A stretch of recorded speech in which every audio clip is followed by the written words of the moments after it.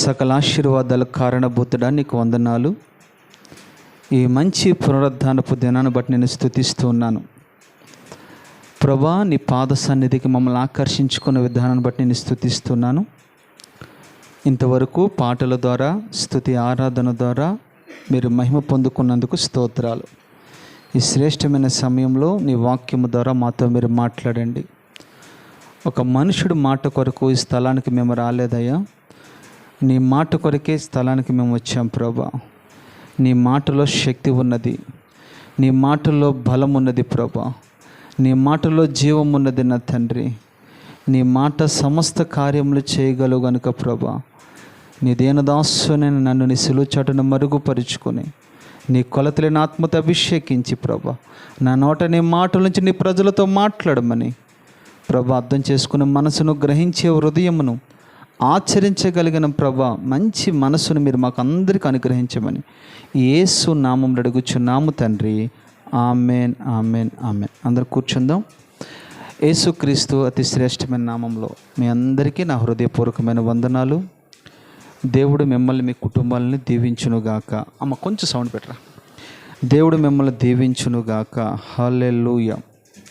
Right, ఈరోజు వాక్యాంశం ఏంటంటే, పరలోక రాజ్యానికి కొనుపోబడి వరకు మనము పాటించవలసిన 10 ఆజ్ఞలు.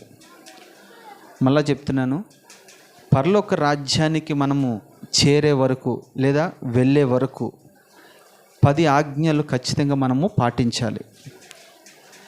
ఎందుకని ప్రభు ఈ విషయం మాట్లాడుతూ ఉన్నాడంటే, చాలామంది కొన్ని అవగాహన ఏంటంటే, నేను ఎప్పుడో మారు మనసు పొందేశాను, ఎప్పుడో రక్షణ పొందేశాను, ఎప్పుడో సంఘంలో నేను సభ్యుడిగా ఉంటూ ఉన్నాను, లేదా సంఘంలో నేను ఒక సంఘ పెద్దగా ఉంటూ ఉన్నాను, లేదా సంఘంలో నేను ఒక నాయకుడిగా ఉంటున్నాను అనే ఆలోచన కలిగి ఆ భక్తి అక్కడితోనే ఫుల్ స్టాప్ పెట్టేసి, ఇంకా చాలే ఈ భక్తి, నేను పరలోక రాజ్యానికి వెళ్ళిపోతాను, ఖచ్చితంగా ప్రభు వచ్చిన తర్వాత మొట్టమొదటిగా ఎత్తబడేవాడు నేనే అన్నట్టుగా చాలామంది ఆ భ్రమలో ఉంటూ ఉన్నారు. అసలు పరలోక రాజ్యానికి వెళ్ళేవాళ్ళు, బయలుదేరేవాడు, ప్రయాణం చేసేవాడు ఏ రీతిగా ఉండాలి, ఏ అనుభవం గుండా వెళ్ళాలి అనేది ఈరోజు స్పష్టంగా, సూటిగా, తేటగా ప్రభు మనతో మాట్లాడడానికి ఇష్టపడుతూ ఉన్నాడు. జాగ్రత్తగా మాట్లాడి మీరు వినాలి. వినటం మాత్రమే కాదు, నేను అప్లోడ్ చేసిన తర్వాత మీరు షేర్ చేయాలి, లైక్ చేయాలి, అనేక మందికి పంపించండి. ఎందుకంటే ఈ వాక్యం ద్వారా కొందరైనా మార్చబడతారు. విని విడిచిపెట్టేవారుగా మనం ఉండకూడదు. అవకాశం ఉంటే మీరు రాసుకోవడానికి ప్రయత్నం చేయండి. పరలోక రాజ్యానికి ఒక వ్యక్తి వెళ్ళాలంటే ఈ ఆత్మీయ అనుభవంలో లేదా ఈ ఆత్మీయ ప్రయాణంలో మనం ఖచ్చితంగా ఈ అంశాలు పాటించాలి. ఒక స్కూల్కి మనం వెళ్ళామనుకోండి, స్కూల్లో కొన్ని నిబంధనలు ఉంటాయో ఉండవా? ఒక కంపెనీకి వెళ్ళామనుకోండి, కంపెనీలో నిబంధనలు ఉంటాయో ఉండవా? ఖచ్చితంగా ఉంటాయి. వీటికే ఉన్నప్పుడు మన పరలోక రాజ్యానికి వెళ్ళేటప్పుడు ఉంటాయో ఉండవా? ఉంటాయి. కనుక వాటన్నిటిని కూడా మనము అనుసరించేవారుగా, ఈరోజు వేటి విషయంలో మనం తప్పిపోయామో, వేటి విషయంలో మనం పడిపోయామో వాక్యం ద్వారా మనం సరిచేసుకుందాం. దేవుడు మనందరితో మాట్లాడునుగాక. మొట్టమొదటిగా మీరు రాసుకోండి, మీ పరిశుద్ధమైన గ్రంథాలు తెరవండి. హెబ్రీలకు రాసిన పత్రిక 10వ అధ్యాయము 24వ వచనం. హెబ్రీలకు రాసిన పత్రిక 10వ అధ్యాయము 24వ వచనం చదవండి. కొందరు మానుకొనుచున్నట్లుగా సమాజముగా కూడుట మానక ఒకరిని ఒకరు హెచ్చరించుకునుటూ ఆ దినము సమీపించుట మీరు చూచిన కొలది మరి ఎక్కువగా అలాగ చేయుచు ప్రేమ చూపుటకును సత్కారములు చేయుటకును ఒకరిని ఒకరు పురుకొల్పబడనని, చాలమ్మా, పురుకొల్పబడవలనని మనము ఆలోచన చేయాలి. ఇక్కడ హెబ్రీ గ్రంథకర్త చాలా స్పష్టంగా మాట్లాడుతున్న మొదటి మాట ఏంటంటే, పరలోక రాజ్యానికి సమీపించేటోడు లేదా పరలోక రాజ్యానికి ప్రయాణం చేసేవాడు ఖచ్చితంగా ఈ ఆజ్ఞని పాటించాలి. కీర్తనకారుడు ఒక మాట అంటాడు, నా బస్సులో నేను పాటలు పాడుతూ ప్రయాణం చేస్తూ ఉన్నాను అంటాడు. అంటే ఈ ఆత్మీయ యాత్రలో మనం ఏం చేయాలంటే పాటలు పాడుకుంటూ ప్రయాణం చేయాలి. మీకు అర్థం కావడానికి ఇంకా చెప్తాను. ఇజ్రాయేలీలు ప్రజలు ఐగుప్తు బానిస బ్రతుకుల్లో నుంచి దరిదాపుగా 430 సంవత్సరాలు వాళ్ళు ఐగుప్తులో బానిసలుగా బ్రతుకుతూ ఉన్నారు. దేవుడు మోషే ద్వారా వారిని విడిపించాడు. విడిపించిన తర్వాత లక్షలాది మంది ప్రయాణం చేస్తూ ఉన్నారు. ఎన్ని దినాలు ప్రయాణం చేశారయ్యా అని అంటే వాస్తవానికి 40 దినాల్లో కానానికి వెళ్ళిపోవచ్చు వాళ్ళు. కానీ వాళ్ళు 40 సంవత్సరాలు ప్రయాణం పట్టింది. ఎందుకని అంత టైం పట్టింది వాళ్ళకి అంటే ఒకటే కారణం, వారు అవిధేయత కలిగిన వారుగా, మాట విననులను ప్రజలుగా ఉండటం వల్ల దేవుడు వాళ్ళ కాల వ్యవధిని పొడిగిస్తూ వచ్చాడు. 40 దినాల్లో వెళ్ళవలసిన వారు 40 సంవత్సరాలు టైం పట్టిందంట. ఈ 40 సంవత్సరాల్లో ప్రభువుని వాళ్ళు శోధిస్తూ వచ్చాడు. ప్రభు వారిని పరిశీలన చేస్తూ వచ్చాడు. ప్రభు వాళ్ళని గమనిస్తూ వచ్చాడు. మనం కూడా అనుకోవచ్చు, ఈ లోకమన్న ఐగుప్తులో నుంచి మనం విడిపించబడ్డాం కదా, ఈ ఆత్మీయ ప్రయాణంలో మనం కొనసాగుతూ ఉన్నాం కదా, మనం అందరం అనుకోవచ్చు విడిపించబడిన వాళ్ళందరూ కూడా పరలోక రాజ్యానికి వెళ్ళిపోతారేమో అనే ఒక భ్రమలో మనం బ్రతుకుతూ ఉండొచ్చు.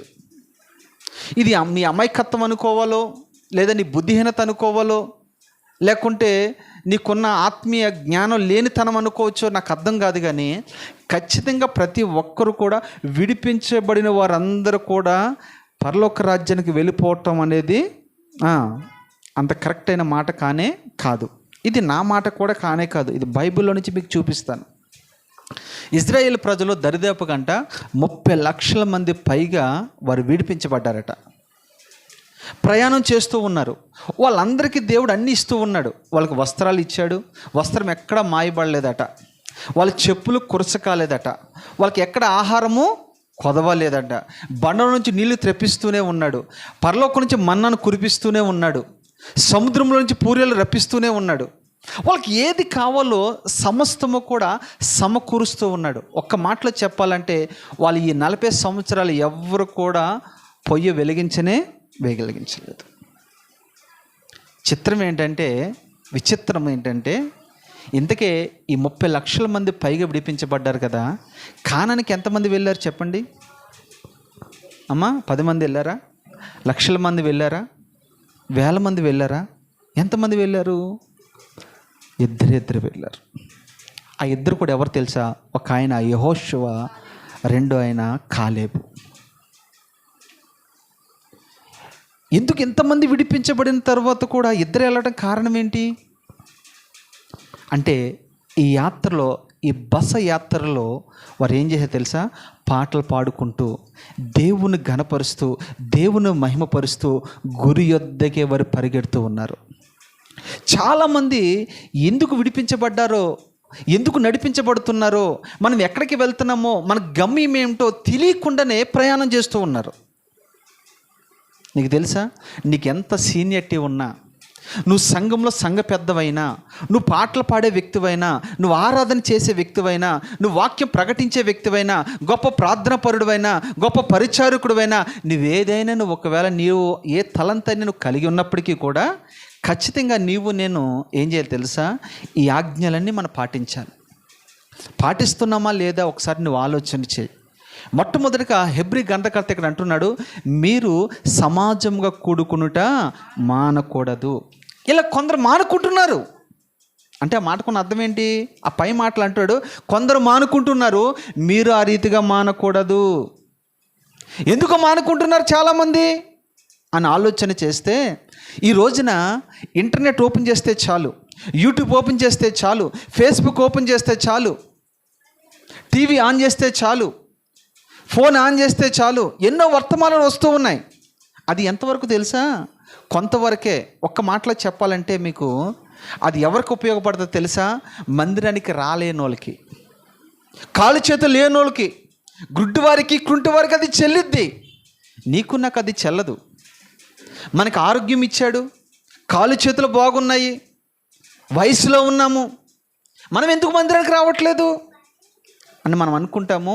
ఎక్కడున్న వాక్యమే కదండి, ఫోన్లో విన్న వాక్యమే కదండి అని మీరు అనుకోవచ్చు. లేదు లేదు లేదు, ఇక్కడ అపోస్తలుడు పౌలు ఎందుకు అంటున్నాడంటే సమాజంగా కూడుకుంటే మీరు మానుకోనవద్దు అని. అంటే ఆ మాటకున్న అర్థం ఏంటి? సమాజంగా మనం కూడుకోవటం వల్ల దేవుడు ఎన్నో ఆశీర్వాదాలు మనకి ఇవ్వడానికి ఇష్టపడుతూ ఉన్నాడు.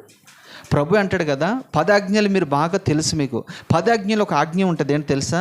మీరు పరిశుద్ధ దినమున పరిశుద్ధముగా మీరు ఆచరించాలి.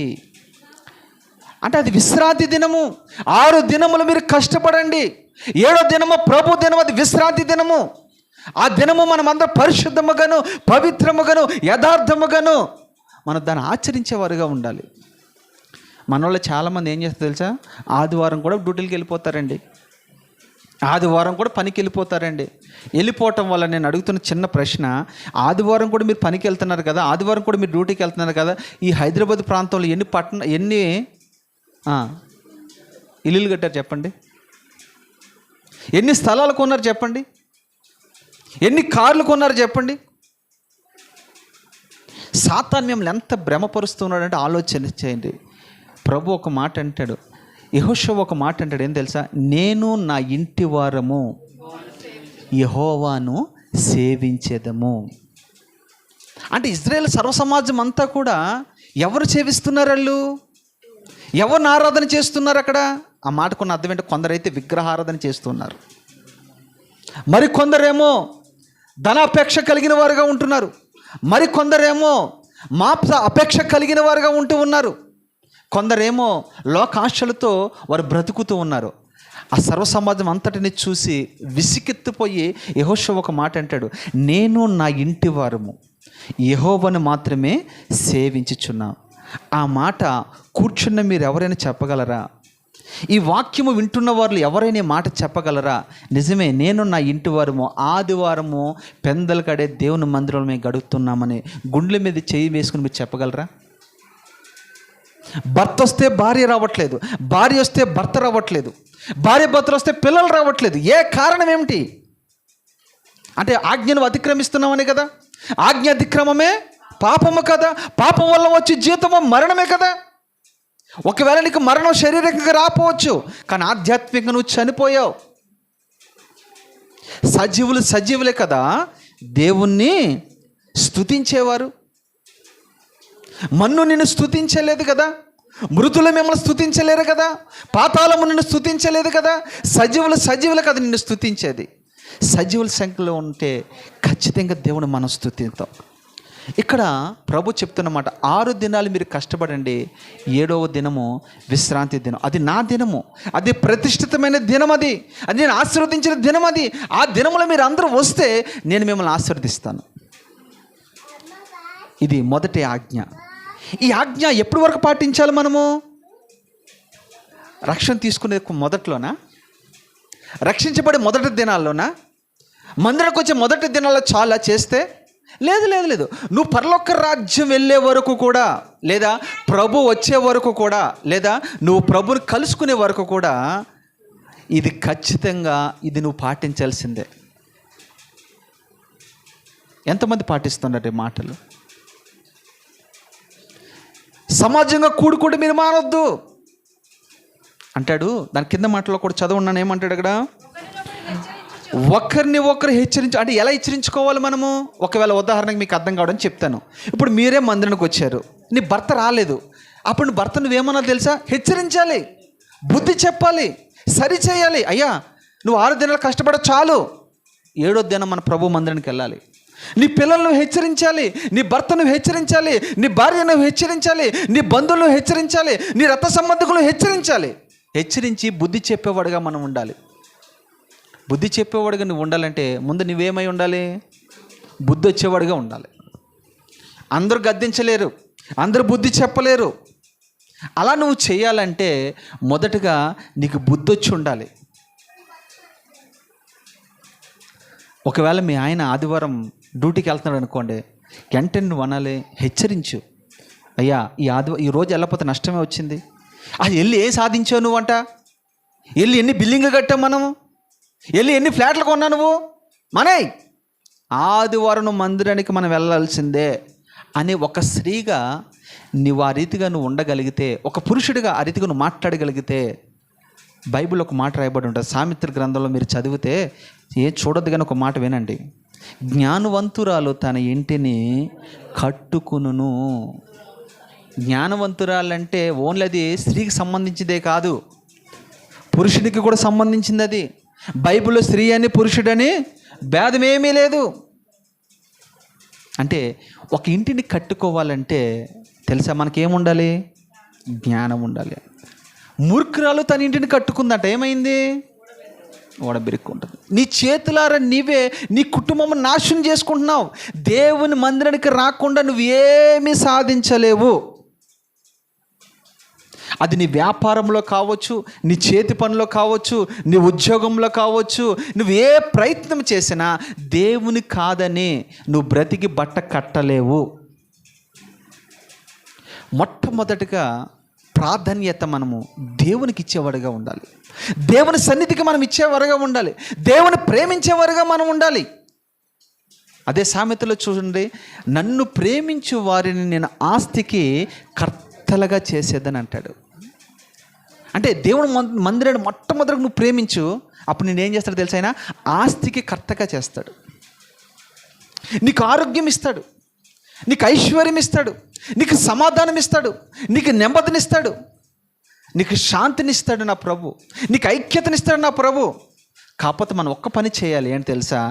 దేవుని మందిరాన్ని మనము ఘనపరచాలి.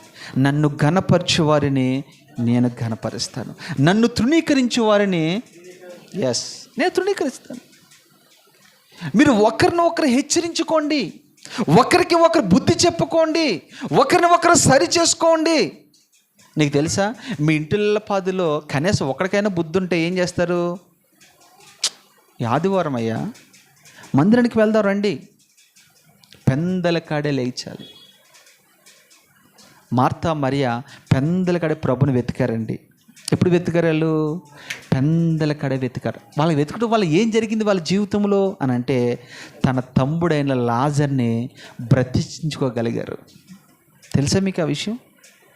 మీరు పెందల కాడే ప్రభు సన్నిధి వెతికితే నీ కుటుంబాన్ని రక్షించుకుంటావు, నీ భార్య నీ పిల్లలు రక్షించుకోగలుగుతావు.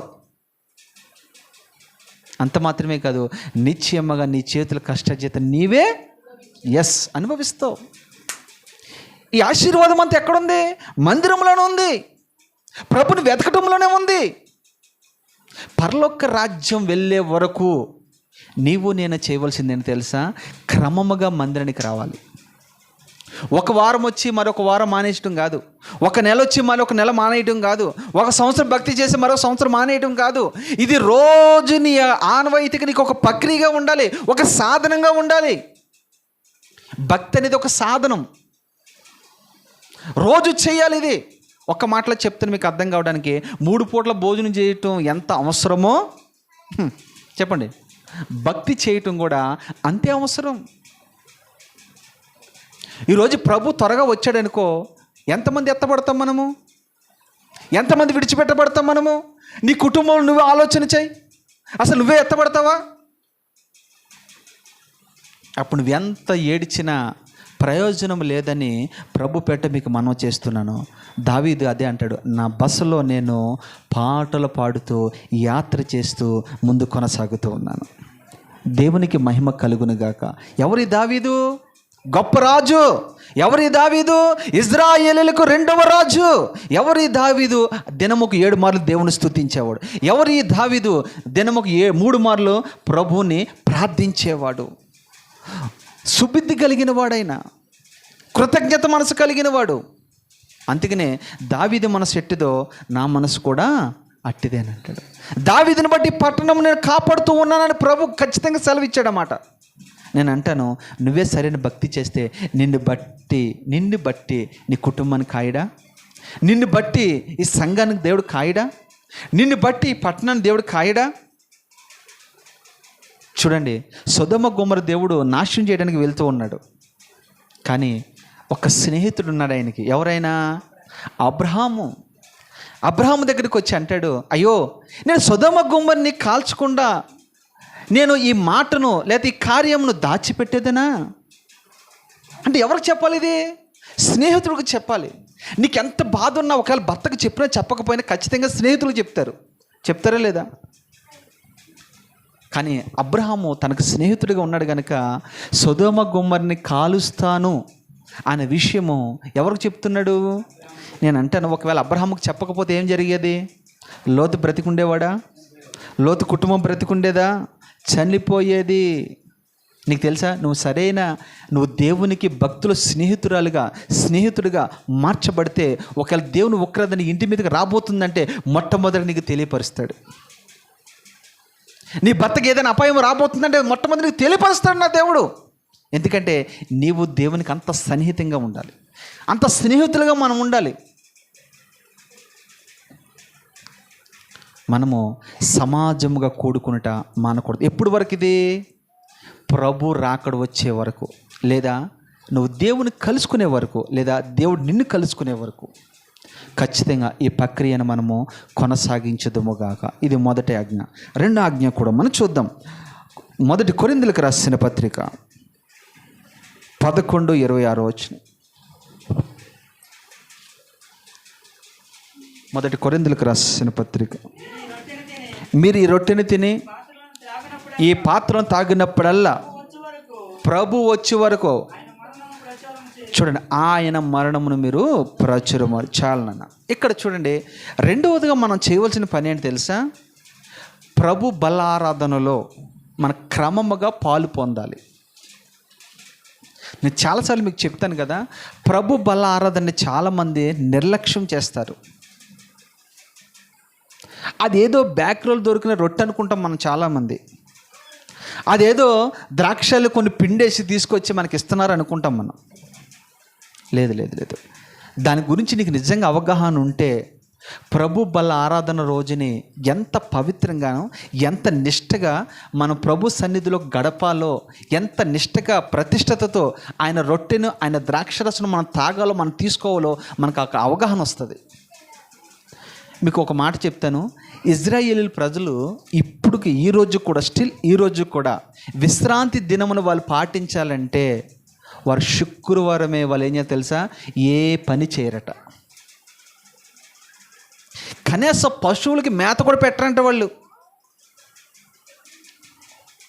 ఎంత అద్భుతమైన భక్తి చూడండి వాళ్ళది.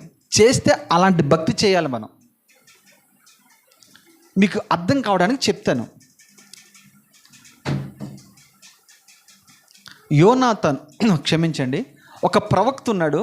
ఆ ప్రవక్త నినివే పట్టణానికి వెళ్ళమని ప్రభు చెప్పాడు. చెప్పిన తర్వాత నినివే పట్టణం అంతా నాశనం చేయబోతూ ఉన్నాను అన్న ప్రవక్త ద్వారా వర్తమానం పంపాడు. పంపిన తర్వాత ఆ పట్టణంలో రాజు మొదలుకొని సాధారణమైన వ్యక్తి వరకు ఏం చేయాలి తెలుసా? గోని బట్ట కట్టుకుని బూడిద చల్లుకుని ఉపవాసం ఉండి ప్రార్థన చేశారు.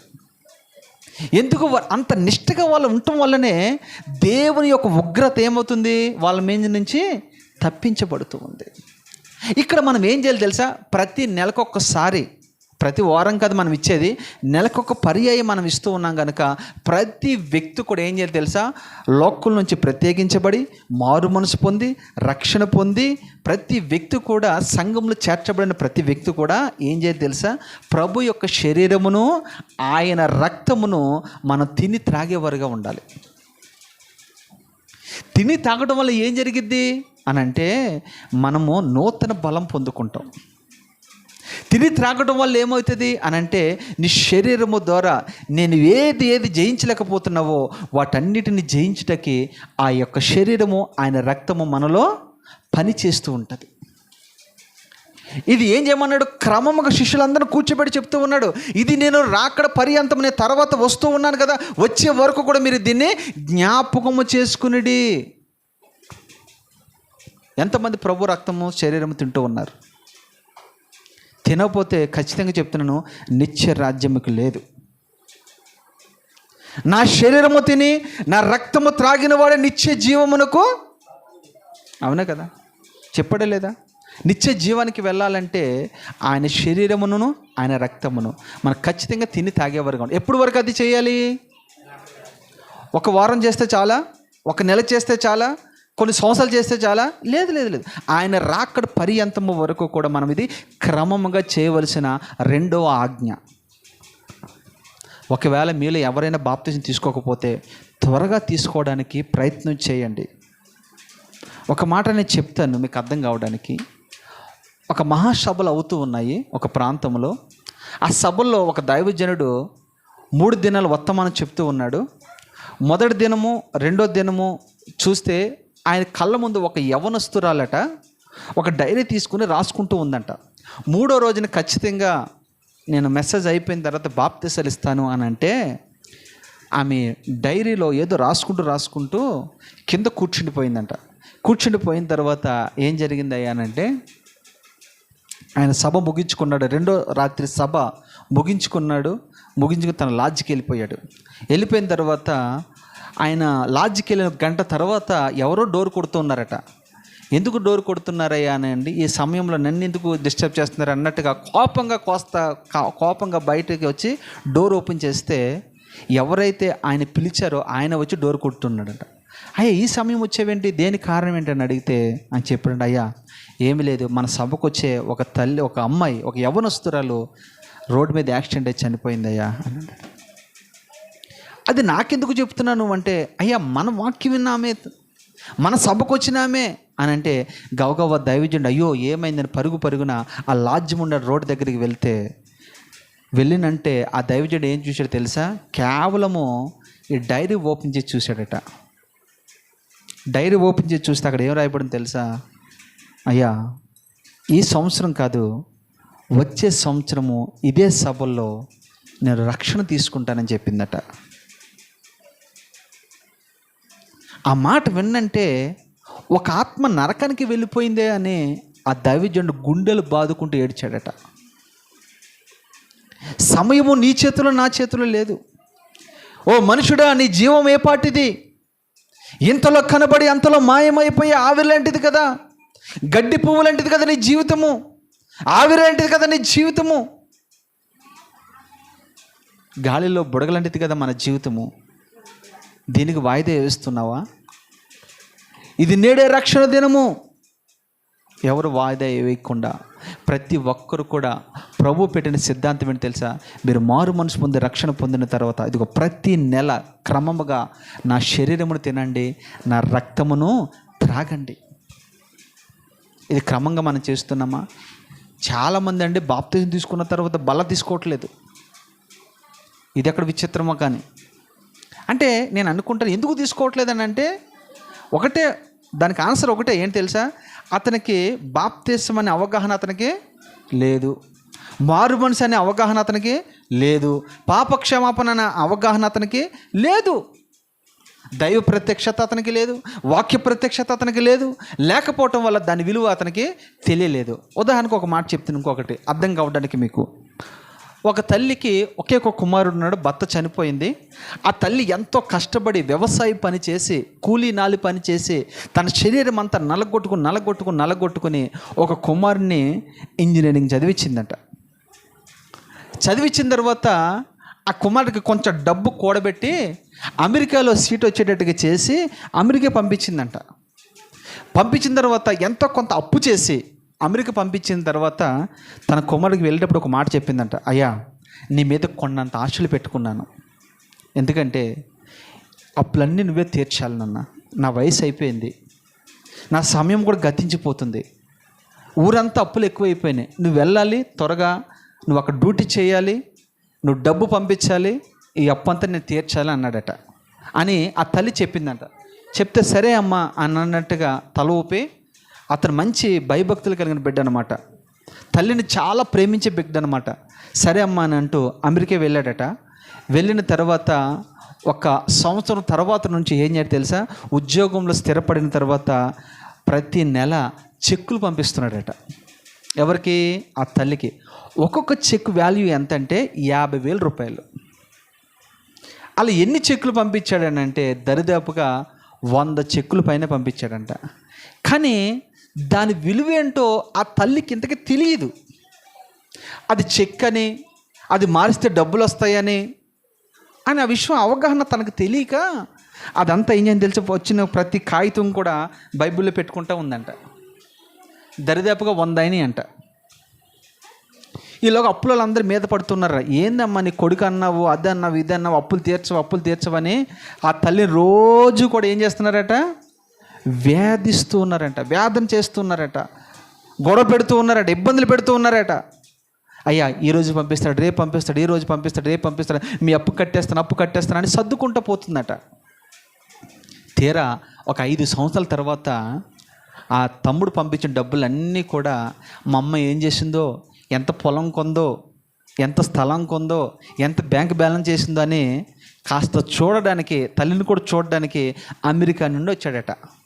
వచ్చినప్పటికీ తల్లి ఆ చెక్కు విలువ తెలియకంట రోజు రోజుకు అప్పుల మీద పడటం వల్ల క్షీణించిపోతూ ఉందంట. శరీర ఆరోగ్యం అంతా పోయిందట. మానసికంగా ఒత్తిడిలోకి వెళ్ళిపోయి ఎంతో ఇబ్బందులు పడుతున్నాడు. సరిగ్గా భోజనం చేయట్లేదంట. బీపీ, షుగర్లు అన్నీ తనకు వచ్చేస్తూ ఉన్నాయట. ఎంత వేదన. మనకు కూడా తెలుసు అప్పుల బాధ ఎలాగుంటుందో.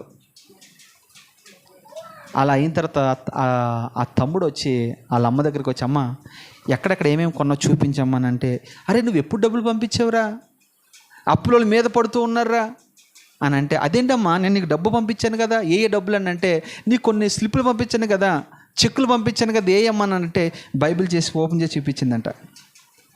దరిదాపుగా 100 చెక్కులు పైన ఉన్నాయంట. ఒక్కొక్క చెక్కు వాల్యూ ఎంత, 50,000. 50,000 ఇంటూ 100 కొట్టండి, ఎంత అయింది? ఒక్క మాటలో చెప్పాలంటే ఆ ఊరిని కొనేంత స్తోమత ఆ తల్లి దగ్గర ఉన్నప్పటికీ కూడా ఆ తల్లికి ఆ వాల్యూ తెలియక ఏం చేసిందామె చెప్పండి, దాన్ని వాడుకోలేదట. అలాగనే దేవుని యొక్క శరీరం విలువ, ఆయన రక్తం విలువ మనకు తెలియకనే మనం ఏం చేస్తున్నాం, దాన్ని దుర్వినియోగం చేస్తూ ఉన్నాం. జాగ్రత్త సుమి. ఇది ఎప్పటి వరకు మనం చేయాలి అని అంటే 1 రోజు 2 రోజులు చేసేది కాదు.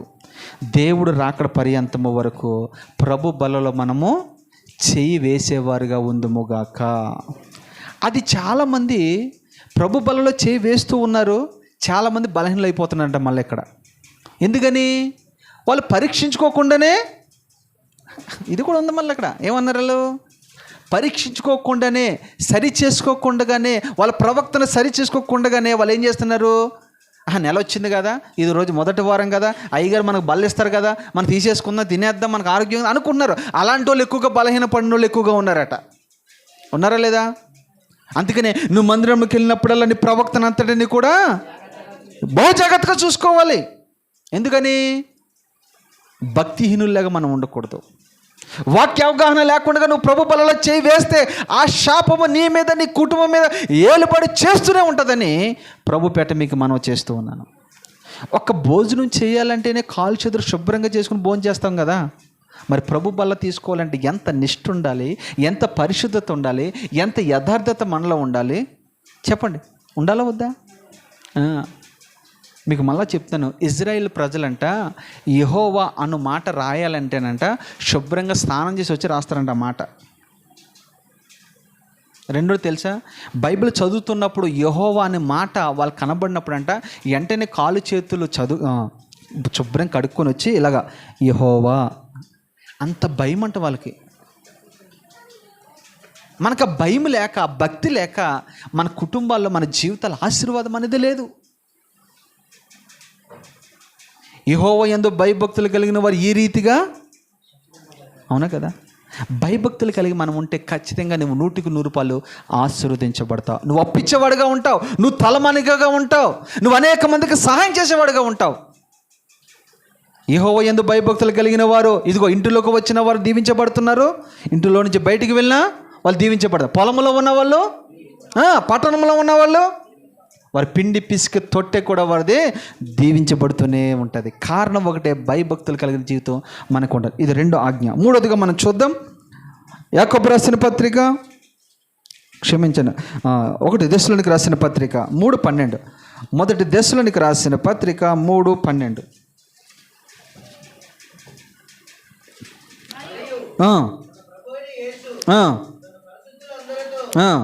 వచ్చినప్పుడు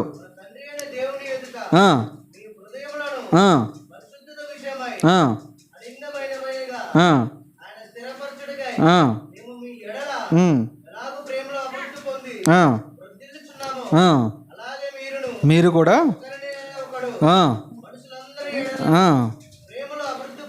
చాలు, ప్రేమలో అభివృద్ధి పొందాలి చాలు నాన్న. ఇక్కడ ఏమంటుంటే దశలోనికి రాసిన పత్రికలు మీరు చూస్తే పౌలు గారు రాసిన పత్రిక ఇది. ఈ పత్రికలు కూడా ఆయన ఏమంటున్నాడంటే ప్రభువు రాకడ వచ్చే వరకు, ఆయన వచ్చే వరకు మీరు దేంట్లో అభివృద్ధి కావాలంట? ప్రేమలో అభివృద్ధి కావాలి. మనము చాలామంది ఇక్కడే ఫెయిల్ అయిపోతూ ఉన్నారు. అపోస్తలుడైన పౌలు అంటాడు కదా, నేను పర్వతములను పెగిలించే విశ్వాసము నాలో ఉన్నా, నేను ప్రేమ లేనివాడినైతే వ్యర్థుడనే, నేను గొప్ప ప్రసంగికుడినే, గొప్ప అద్భుతాలు చేసేవాడినే, మండుచున్న సంఘాలు కట్టేవాడినే, వేల కొలది ఆత్మలు సంపాదించేవాడినే, విస్తారంగా పాటలు పాడేటోడినే, గొప్ప వర్షిప్ చేసేవాడినే, నేను వాక్యం చేత అనేక మంది జీవితాలు అద్భుతాలు జరుగుతున్నాయి, నన్ను నడికట్టు వేస్తే చాలు అనేక మంది బాగుపడుతున్నారు. అయినా నాలో ప్రేమ లేకపోతే నేను వ్యర్థుడనే. చూసారా అపోస్తలుడైన పౌలు గారు ఏమంటున్నారు చూసారా? అపోస్తలుడైన పౌలు తన నడికట్టు ఒక రోగి మీద వేస్తే బాగుపడేవాడట. ఆయన ప్రసంగం చేస్తే అనేక మంది స్వస్థత పొందుతూ ఉన్నారట. చచ్చిన వాడిని బ్రతికించేవాడంట ఆయన. అంతేకాదు మండుచున్న సంఘాలు కట్టాడంట ఆయన. వేల కొలది ఆత్మలు సంపాదించాడంట. ప్రపంచ దేశాలన్నీ తిరిగాడంట. ఆయన అంటాడు, నేను వెళ్ళవలసిన సంచరించవలసిన స్థలము మరో ఒకటి లేనే లేదని చెప్తూ ఉన్నాడు. అయినా తన చివరికి చెప్పే మాట తెలుసా? ప్రేమ లేని వాడినైతే. మనలో కూడా చాలామంది పాటలు బాగా పాడేటోళ్ళు మన దగ్గర చాలామంది ఉన్నారండి. మంచి వర్షిప్ చేసేవాళ్ళు ఉన్నారండి, మంచి సింగర్స్ ఉన్నారండి, మంచి తబల కొట్టేటోళ్ళు ఉన్నారు, గిటార్ వాయించేటోళ్ళు ఉన్నారు, చక్కగా ప్రసంగం నాలుగు చేసేవాళ్ళు ఇక్కడ చాలామంది ఉన్నారు. అయినా నీలో నాలో ప్రేమ లేకపోతే అవన్నీ వ్యర్థం. ప్రేమ సమస్త దోషములను కప్పుతుంది. సంఘము ప్రేమ ఉండాలి. ఏ ప్రేమ ఉండదు తెలుసా? మనం ఏం చేయాలి? మన ప్రేమ ఎలా కూడా తెలుసా?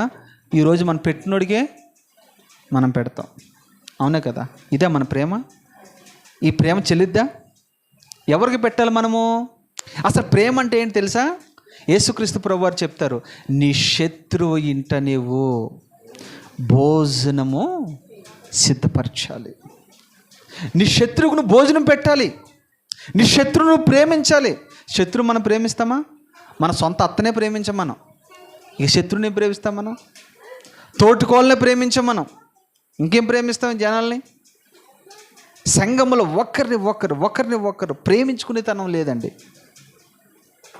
ప్రేమ మనలో ఉండాలి. ప్రేమ లేకపోతే నీ భక్తి నా భక్తి వ్యర్థమని ప్రభుపేట మీకు మనం చేస్తూ ఉన్నాను. ప్రేమించండి. ఎవరిని బాగా ప్రేమించాలి తెలుసా? మళ్ళీ చెప్తున్నాను, నీ మీద సంఘములో ఎవరైనా విరోధభావం కలిగి ఉంటే వాళ్ళు వెంటనే ఈ చర్చ అయిపోయిన తర్వాత, ఈ ఆరాధన అయిపోయిన తర్వాత వాళ్ళు మీ ఇంటికి తీసుకెళ్ళి బిర్యానీ ప్యాకెట్ తీసుకొచ్చి వాళ్ళకి భోజనం పెట్టండి.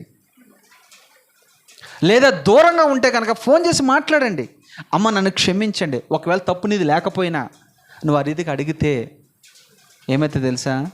నువ్వు ఎంతగా ప్రేమిస్తావో అంతగా నీ పాపాలన్నీ కొట్టివేయబడతాయి. తెలుసా మీకు? అయ్యేది తెలుసా? మీకు ఈ విషయం తెలుసా?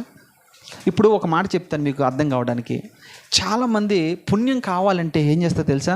గోదానం, అన్నదానం, భూదానం, వస్త్రదానం, రక్తదానం, ఇంకెన్ని దానాలు నాకు తెలియదు కానీ ఇవన్నీ చేస్తూ ఉంటారు. కానీ ఇక ప్రభు మనకిచ్చింది ఏంటి తెలుసా? గొప్ప అవకాశం. నువ్వు ఎవరినైనా శత్రువును ప్రేమిస్తే చాలు, నీ పాపాలని నేనేం చేస్తాను? ఆడెంతో డబ్బు ఖర్చు పెట్టి ప్రయాసపడి ఎంతో ఖర్చు పెట్టాలి. దానికంటే సులువైన పద్ధతి ఏంటి చెప్పండి? ఇది సులువా? అది సులువా? కానీ నేను అంటే ఇదే కఠినం మనకి. ఎందుకంటే శత్రువును ప్రేమిస్తాం మనం. నీ పగవాడిని ప్రేమిస్తావా? నీ అత్తను ప్రేమిస్తావా? ఇప్పుడు రూతు అంతగా ఆశీర్వదించబడ్డానికి కారణం ఏంటి చెప్పండి? తన అత్తను ప్రేమించింది. ఒక మాట అంది, ఏం తెలుసా? అత్త నువ్వెక్కడికి వెళ్తావో నేను ఎక్కడికే వస్తా. నీ జనమే నా జనము, నీ దేవుడే నా దేవుడు, నీ ప్రజలే నా ప్రజలు. నువ్వెక్కడ చేస్తావో నేను అక్కడే చేస్తాను. మరణము తప్ప నిన్ను నన్ను ఏది ఎడబాయి. ఒకవేళ ఎడబాసిందా? అలా చేసావా నువ్వు నాకు విరోధివి. నిజంగా చెప్పింది నా మాట. అదే వాళ్ళ అత్త ఏమంది? దేవుడు నాకు ఎంతో కీడు చేశాడు, ప్రభు నాకు విరోధి అయిపోయాడు అని వాళ్ళ ఊర్లోకి వచ్చి చెప్తుంది సాక్ష్యం ఆమె. కానీ కోడలు ఏం చెప్తుంది? ఒక విగ్రహార్థకులు ఏం చెప్తుంది? దేవుని ఎరగని పెట్టి ఏం చెప్తుంది? నువ్వు మా అత్త నుంచి నన్ను వేరు చేసావా, నువ్వు అప్పుడు నాకు విరోధివి. కానీ అత్త ఏం చెప్తుంది? సర్వశక్తిమంతుడు నాకు ఎంతో కీడు చేశాడు, అన్యాయం చేశాడని చెప్తుందేమి.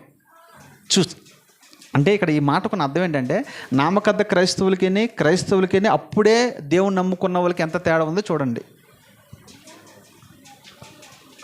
మూడోదిగా మనం చేయవలసింది అయితే ప్రేమలో అభివృద్ధి పొందాలి. అంచులంచులుగా నువ్వు ఎదగాలి. ప్రేమ నీకుందా, ఖచ్చితంగా నీ కుటుంబం నా దేవుడు ఆశీర్వదించును గాక. 4వదిగా మనం చూద్దాం యాకోబు రాసిన పత్రిక 5:7. యాకోబు 5:7. సహోదరులారా, ప్రభు రాకడ వరకు ఓపిక కలిగి ఉండండి. చాలు.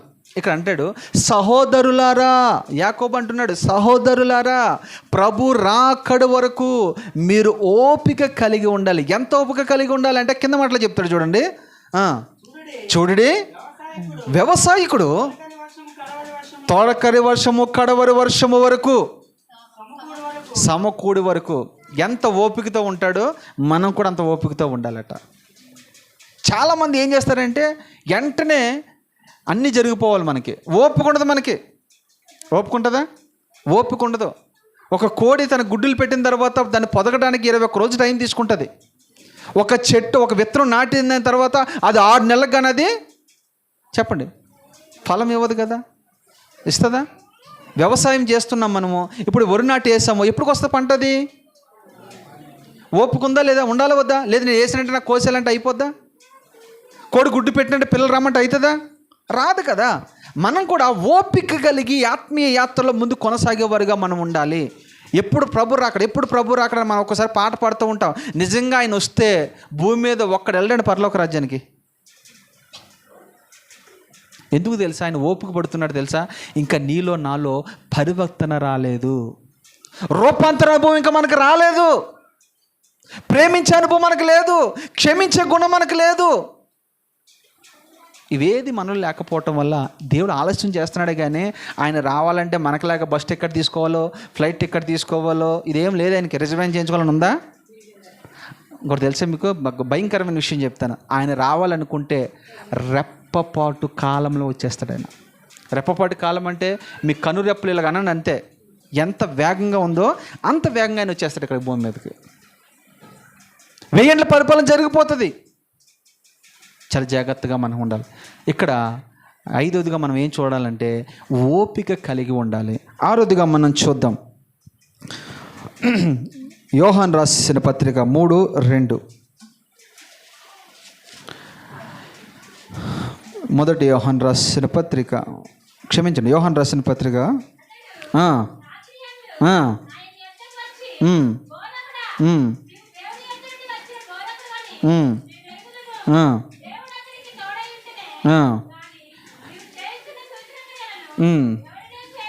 చాలు. ఇవన్నీ తర్వాత మీ ఇంటికి వెళ్తే చదువుకోవడం సమయం లేదు కాబట్టి నేను త్వరగా చెప్పేస్తాను. ఇక్కడ ఎందుకు ఈ సంభాషణ రాసిపడి ఉందంటే, ఒక నికోదేమో వచ్చి ప్రభుని అడుగుతూ ఉంటాడు. ఏమనంటే, అయ్యా నిత్య జీవానికి వెళ్ళాలంటే నేనేం చేయాలి? నిత్య జీవానికి నేను వారసుడిగా మార్చబడాలంటే నేనేం చేయాలి అని అంటే, అక్కడ ప్రభు సింపుల్గా చెప్పే మాట, నీవు క్రొత్తగా జన్మిస్తేనే కానీ వాడు పరలోక రాజ్యానికి వెళ్ళలేడు. అంటే క్రొత్తగా జన్మించడం అంటే ఏంటి? మళ్ళీ తిరిగి మన తల్లి గర్భంలోకి వెళ్ళడమా? లేదు లేదు లేదు, ఇంకా మనం వెళ్ళలేము మనం ఇంకా. సో ఇప్పుడు దీనికి పరిష్కారం ఏంటి అని అంటే, ప్రతి ఒక్కరు కొత్తగా జన్మించాలంటే ఒక మార్గం ఉండే, ఆ మార్గమే యేసయ్య. ఆ మార్గం ఏంటి తెలుసా? నీటి ద్వారా బాప్తిసం తీసుకోవాలి. అంతటితో సరిపోద్దా? నీటితో బాప్తిసం తీసుకున్నవాడు మారు మనసు ఉన్నా తీసుకుంటాడు, మారు మనసు లేకపోయినా తీసుకుంటాడు. పెళ్ళికి బాప్తిసం తీసుకుంటాడు అంటే లేదా? భయానికి బాప్తిసం తీసుకున్నవాడు కూడా ఉన్నారా లేదా? ఇది అంత కరెక్ట్ కాదు. కానీ నిజంగా నువ్వు బాప్తిసం దేంట్లో ఉంటే తెలుసా? అందుకని బాప్తిసం ఇచ్చే యోహాను ఒక మాట అంటాడు, నేనైతే మీకు నీళ్ళలో బాప్తిసం ఇస్తూ ఉన్నాను, నా వెనక వచ్చేవాడు మాత్రము మీకు దేంట్లో బాప్తిసం ఇస్తాడు? అగ్నితో మీకు బాప్తిసం ఇస్తాడు. ఏ అగ్ని అది? పరిశుద్ధాత్మ అగ్ని చేత మీకు బాప్తిసం ఇస్తాడు. ఆ బాప్తిసం మనం తీసుకోవాలి. మళ్ళీ చెప్తాను, 3 బాప్తిసాలు బైబిల్లో కనబడతాయి. మొదటి బాప్తిసం నీటి బాప్తిసం, రెండో బాప్తిసం వాక్య బాప్తిసం. ఇది ఎక్కడ ఉంటుంది తెలుసా? ఎఫెసీయులకు రాసిన పత్రిక 5వ అధ్యాయంలో మీరు చదువుకొని ఇంటికి వెళ్ళిన తర్వాత, వాక్యం అనే ఉదక స్నానము చేత నేను మీకు స్నానము చేపించుచున్నాను. ఎందుకని? పవిత్రురాలని కన్యకగా మార్చబడు నిమిత్తము ఆయన ఎదుట నిన్ను నిలబెట్టడానికి నేను వాక్యముతో నీకు ఉదక స్నానం చేపిస్తూ ఉన్నాను. వాక్యము అని అంటే మీకు అర్థం కావడానికి చెప్తాను. ఉదకము అని అంటే అర్థం ఏంటంటే వేడి నీళ్ళు అని అర్థం. వేడి నీళ్ళతో నీకు స్నానం చేపిస్తాను, వాక్యంతో నీకు స్నానం. ఇది రెండో బాప్తిసం. మూడో బాప్తిసం ఏంటి తెలుసా? అగ్ని బాప్తిసం. అది పరిశుద్ధాత్మ పొందుకోవాలి. మనము పరిశుద్ధాత్మతో నింపుదల కలిగి ఉండాలి. ఈ 3 అనుభవాలు ఏ విశ్వాసి కలిగి ఉంటాడో ఆ విశ్వాసి ఖచ్చితంగా పరలోక రాజ్యానికి వెళ్తాడు. మొదటి అనుభవం ఏంటి చెప్పండి? నీటి బాప్తిసం. ఇది మొదటి మెట్టు. రెండో మెట్టు ఏంటి చెప్పండి? వాక్య బాప్తిసం. వాక్యముతో నీ హృదయం అంతా నింపుకోవాలి. అందుకే దావీదు అంటాడు, నేను పాపము చేయకుండా నిమిత్తము నా హృదయంలో నీ వాక్యమును ఉంచుకున్నాను. చాలామంది వాక్యం ఎక్కడ ఉంటుందంటే పెదల్లో ఉంటుంది, నోట్లో ఉంటుంది, చక్క చక్క చక్క చక్క రిఫరెన్స్లు చెప్పేస్తూ ఉంటారు. కానీ హృదయం ఎక్కడ ఉండాలి? వాక్యము. దావీదు చెప్తున్నాడు, నేను పాపము చేయకుండా ఉండాలంటే నీ వాక్యం నా హృదయంలో ఉండాల్సిందే. అయ్యా ఇదివరకు నీ దగ్గర లేదా దావీదు ఆ మాటలు? ఇదివరకు నువ్వు పాడావు కదా, స్తుతించావు కదా, ధర్మశాస్త్రం బాగా ధ్యానించావు కదా. చేశాను, అది నోట్లోనే ఉంది, కానీ హృదయంలోకి వెళ్ళలేదు అది. కానీ ఇప్పుడు అంటాను, నేను బెర్షెబా విషయంలో పాపం చేసిన తర్వాత పశ్చాత్తాపడిన తర్వాత నాకు అర్థమైంది ఏంటంటే వాక్యము పెదవుల్లో కాదు హృదయంలోనే ఉండాలి అని దావీదు చెప్పకనే చెప్తూ ఉన్నాడు. ఇది 6వ అనుభవం. 7వదిగా మనం చూద్దాం. 2వ తిమోతిలకు రాసిన పత్రిక 4:1. దేవుని ఎదుటను సజీవులకును మృతులకును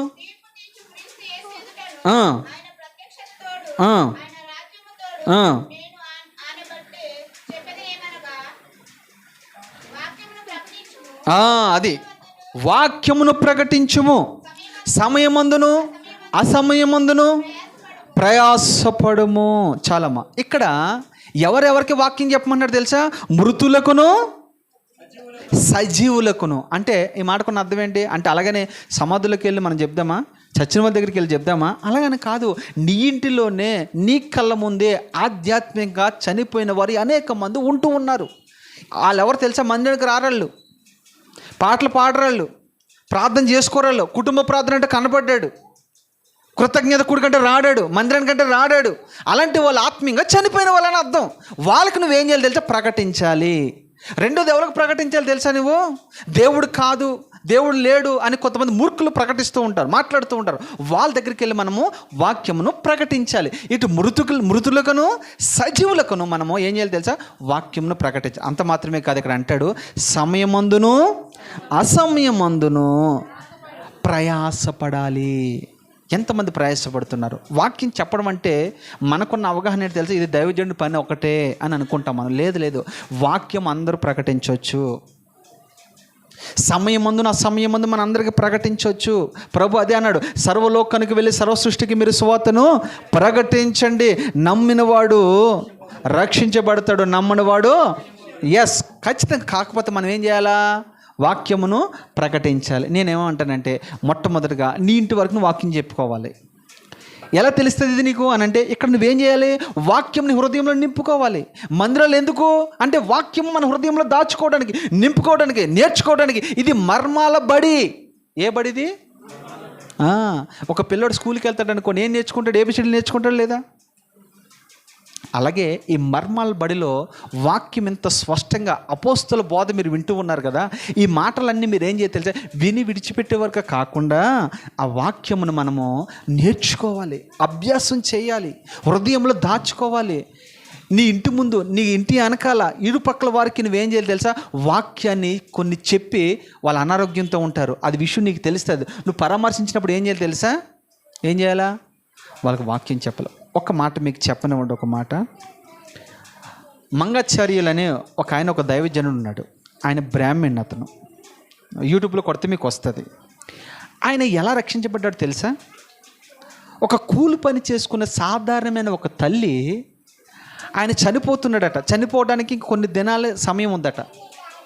ఎంతమంది ఎన్ని చెప్పినా, ఎన్ని మంత్రాలు చేసినా అతను బ్రతకట్లేదట. ఆయన ప్రత్యేకమైన ఒక రూమ్లోకి వెళ్ళిపోయి ఒంటరిగా ఉంటూ ఉన్నాడంట. ఆ నోట ఈ నోట, ఆ నోట ఈ నోట ఈ తల్లికి ఆ వార్త వినబడిందంట. వినబడినంటే మౌనంగా ఉండలేదు. నాకెందుకు అనుకోలే. అందులోకి మన ఊర్లో రాజులింటికి వెళ్ళాలన్నా, కాపులింటికి వెళ్ళాలన్నా, బ్రాహ్మణి ఇంటికి వెళ్ళాలని వెళ్తారా? ఎంత అంటండి. కానీ ఆ తల్లి తెగించి ఏం చేయండి తెలుసా, ఒక చిన్న బైబిల్ చేతి పట్టుకుని ఆ దైవజనుడు కాకముందు అతని దగ్గరికి వెళ్ళి అందంట, బాబు యేసుక్రీస్తు ప్రభుని నమ్ముకయ్యా, నేను బ్రతికిస్తాడు, నిన్ను స్వస్థపరుస్తాడు. ఆయన నిన్ను స్వస్థపరిచే యెహోవా ఆయనే, మరణంలోంచి జీవంలోకి దాటించేవాడు ఆయనే, ఆయన మరణపు ముళ్ళని విరిచిన వాడయ్యా అని తనకు తెలిసిన 4 మాటలు చెప్పిందంట. ఫస్ట్ తిరస్కరించాడంట. అయినా కానీ విసుక్కోకుండా 2వ రోజు 3వ రోజు కూడా వెళ్ళిందంట. వెళ్ళి, అయ్యా కాస్త బైబిల్ చదువుకో అయ్యా, నీకు పీడకలు రాకుండా బైబిల్ను తల కింద పెట్టుకో అయ్యా అని అందంట. ఎందుకు ఎన్నిసార్లు చెప్తుంది, ఈమె మా బంధువు కాదు, మా రక్త సంబంధికురాలు కాదు, నాకు తెలిసిన వ్యక్తి కూడా కాదు, అయినా కానీ నా పట్ల ఎంత ప్రేమ చూపిస్తుందని ఆ తల్లి చూపిన ప్రేమకి అతడు ఏమయ్యో తెలుసా, సరెండర్ అయిపోయాడు. సరెండర్ అయిపోయి ఆ 2వ రోజు 3వ రోజు ఏం తెలుసా, కొంత ప్రేమ చూపిస్తూ ఉన్నాడట. ఆయన సరే అని చిన్నగా ఏదో నమ్మాడంట. నమ్మిన తర్వాత 3వ రోజున కూడా అలాగే ఉన్నాడంట. ఈ బైబిల్ ఏం చేయాలి తెలుసా, విసిరి కొట్టాడంట. ఒక మూలకు విసిరి కొట్టాడంట. కొట్టిన తర్వాత 4వ రోజున కూడా ఆ తల్లి వచ్చిందంట. వచ్చి కూడా చెప్పిందంట. చెప్పిన తర్వాత ఎందుకు ఎంతమంది దేవుళ్ళు దేవతలు నాకు ఉన్నారు, ఎవరు నన్ను రక్షించలేదు కదా, దీన్ని ఎందుకు మనం తిరస్కరించటం, ఒకసారి చదివితే పోలేదా అని ఆ బైబిల్ కాస్త చూస్తే మొట్టమొదటి పేజీలో పరిశుద్ధ గ్రంథం అని రాయబడి ఉందట. తర్వాత మెల్లిగా చదివాడంట. తనలో విశ్వాసము పెరుగుతూ వస్తుంది. అలా చదువుకున్న తర్వాత ఎప్పుడైతే బైబిల్ ఓపెన్ చేశాడో ఆ రాత్రి ఒక వెలుగు ఆ రూములో తన మీద ప్రకాశించిందంట. ఎప్పుడైతే వెలుగు తన మీద ప్రకాశించిందో తెల్లవారి లోపల తెల్లవారుతుండగా మంచి ఆరోగ్యవంతుడిగా మార్చబడ్డాడంట. ఈ పని ఎవరు చేశారు? గొప్ప పండితులు వచ్చి చెప్పారా? వాక్య జ్ఞానం కలిగిన వారు వచ్చి చెప్పారా? చెప్పండి, ఎవరు చెప్పారు ఆయనకి? ఒక సాధారణమైన ఒక తల్లి వెళ్ళి 4 మాటలు నేర్చుకున్న 4 మాటలు చెప్పిందంటే. ఎందుకు ఇన్ని విషయాలు మీకు దేవుడు వినిపిస్తున్నాడు తెలుసా? మీరు విని అలా ఉంటానికి కాదు, కూర్చోడానికి కాదు. ఎవరైనా ఒంట్లో బాగోలేనప్పుడు, అవిశ్వాసులు మీకు కనబడినప్పుడు, నామకథ క్రైస్తవులు మీకు కనబడినప్పుడు, చర్చికి రాని వారు ఎంతోమంది నీకు కనబడినప్పుడు నువ్వు వారి యొద్దకు వెళ్ళి వారి కొరకు నువ్వు ప్రార్థన చేయాలి, వారికి వాక్యాన్ని బోధించాలి, సమయమందును అసమయమందును. ఎందుకంటే రాత్రి రాబోతూ ఉన్నది, ఎవరు పని చేయలేడు. రాత్రి రాకముందే మనం అందరం ఏం చేయాలి తెలుసా? పని చేయాలి. ఏ పని చేయాలి? సువార్త పని చేయాలి. తెలుసా మీకు? సువార్త ప్రకటించమని పాదములు పర్వతం మీద సొందములై ఉన్నాయట. అంత మాత్రమే కాదు, ఎందరైతే అనేక ఆత్మలు ప్రభు తట్టుకు త్రిప్పుతారో వారు ఆకాశంలో నక్షత్రములు పోలి ఉంటారట, జ్యోతులు పోలి ఉంటారు వాళ్ళు. మీకు తెలుసా, సమయమందును అసమయమందును మన వాక్యమును ప్రయాసపడుతూ ఉండాలి. మన దేని కొరకు ప్రయాసపడుతుంది తెలుసా?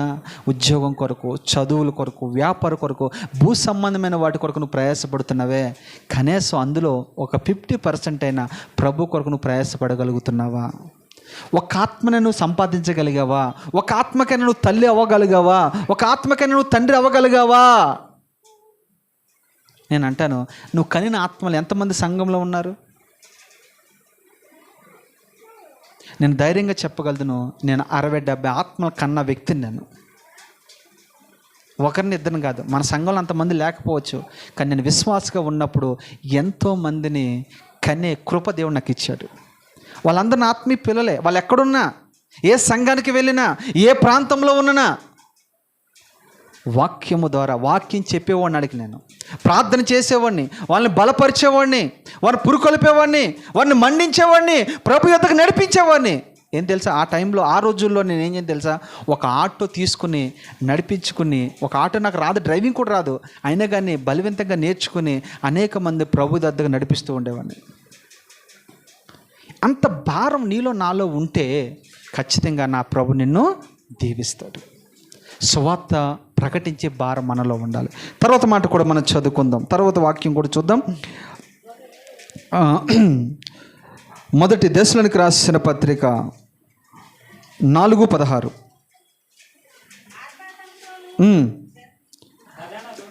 చెప్పండి, చదవండి. ఆర్భాటముతోను ప్రధాన దూత శబ్దముతోను దేవుని బోరతోను పరలోకం నుంచి ప్రభు దిగవచ్చును.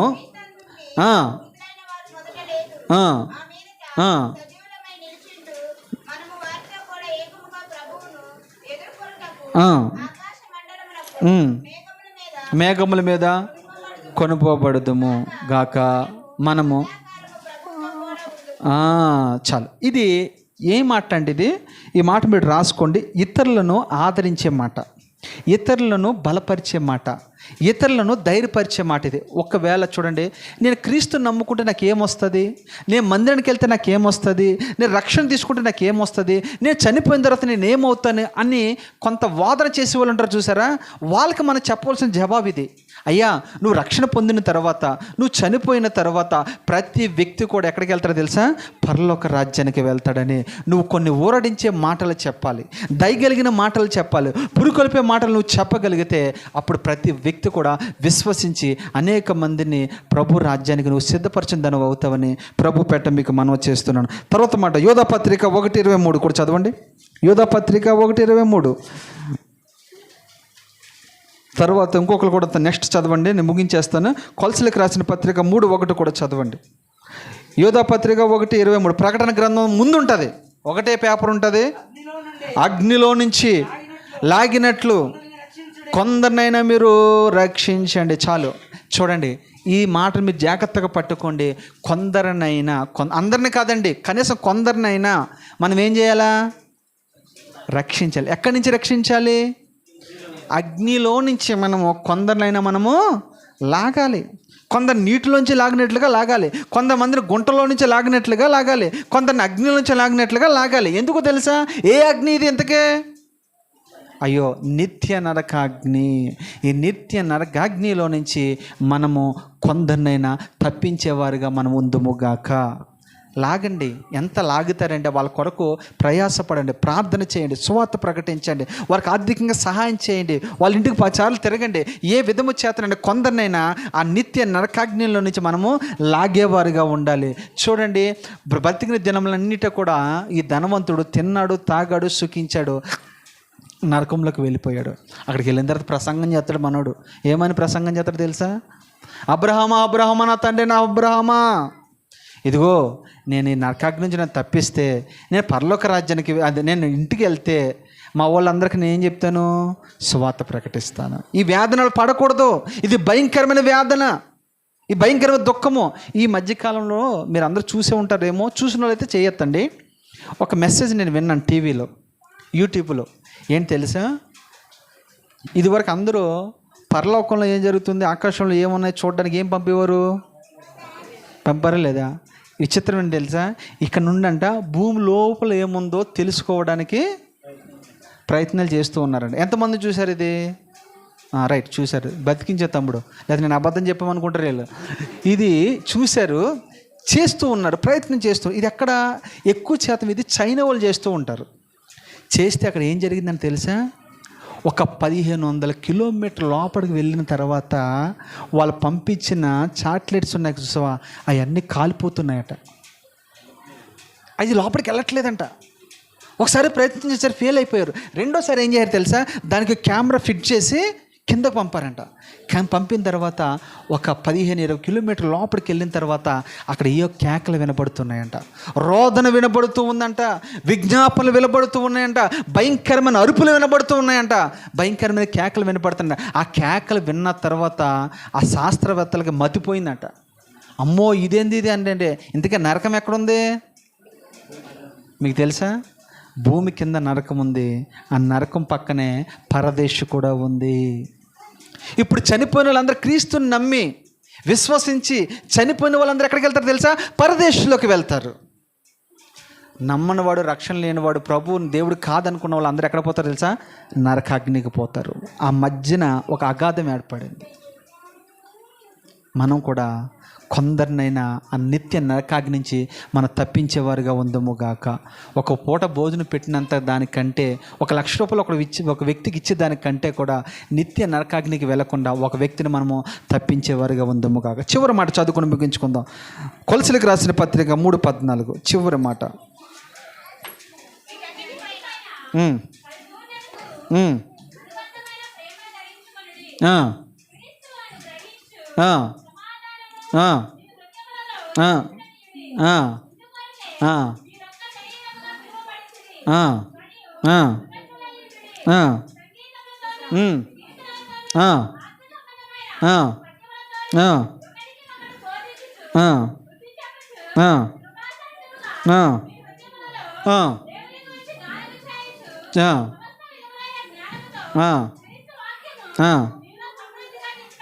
చాలు, ఇక్కడ ఒక్క మాటని చెప్పి మీకు ఇచ్చేస్తాను.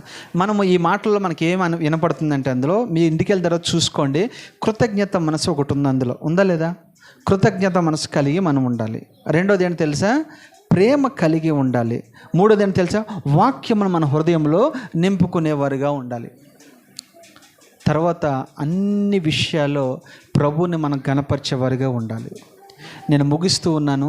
ఒక్కసారి మనం ఏమైతే నేర్చుకున్నామో ఒక్కసారి మీరు రాసుకుంటే కనుక చెప్పండి. మొదటగా ఏం చెప్పండి? పరలోక రాజ్యానికి వెళ్ళేవారు చేయవలసిన నియమాలు ఒకటి. మొట్టమొదటిగా ఏంటి తెలుసా? సంఘ క్రమంలో మనము పాలు పొందేవారుగా ఉండాలి, క్రమంగా మందిరానికి రావాలి. రెండోది, ప్రభు బలలో మనము చేయి వేసేవారుగా, ప్రతి నెల ఆయన శరీరమును ఆయన రక్తమును తినేవారుగా మనం ఉండాలి. మూడవదిగా చూద్దాం, ప్రేమలు అభివృద్ధి పొందేవారుగా మనం ఉండాలి. నాలుగవదిగా ఓపికతో ఉండాలి. ఐదవది